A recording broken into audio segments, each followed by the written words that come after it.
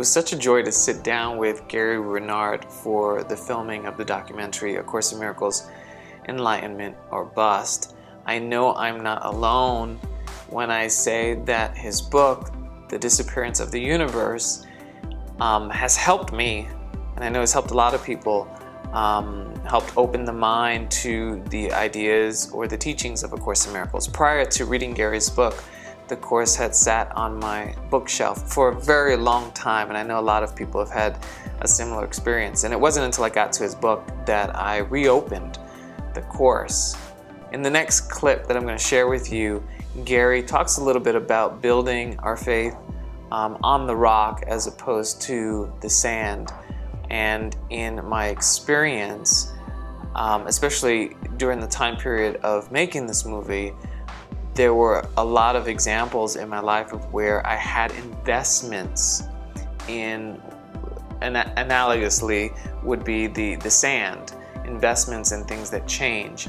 And the teaching or the idea of putting my faith in the rock, which is putting my faith or putting my investment in what doesn't change, is that we're putting our investment in what is real, which is really love, which is definitionless, which doesn't change and is not subject to decay or death.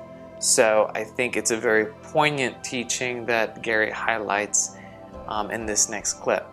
What the ego wants you to do is react to the world because it wants the world to affect you, because it wants what it made to be important. It wants what it made to be true. And here's the Holy Spirit saying, no, don't give your faith to the world. When Jesus said 2,000 years ago, don't build your house upon the sand, build it on the rock, because the rock is permanent, and everything here is temporary. And if your happiness and peace of mind is dependent on what goes on in the world, you're screwed. Because the only thing that you can depend on in this world is that it's going to change. It's not going to be the same 30 seconds from now than it is today. I have this beautiful house in California. Oh, what if there's an earthquake? What if it burns down? I'm not so peaceful anymore, am I? But what if that's not where your treasure is? What if your treasure is on the rock and you can be happy regardless of what's going on? Then you're aspiring to the kind of a level that masters like Buddha and Jesus aspired to, because they were saying, look, you can be really happy and peaceful and it doesn't matter what happens. And if you can get to that point, you're no longer dependent on the temporary, because now you have something that is permanent, something that will always be with you. And to me, that's what A Course in Miracles is all about. It's meant to lead us to an experience that is beyond this world.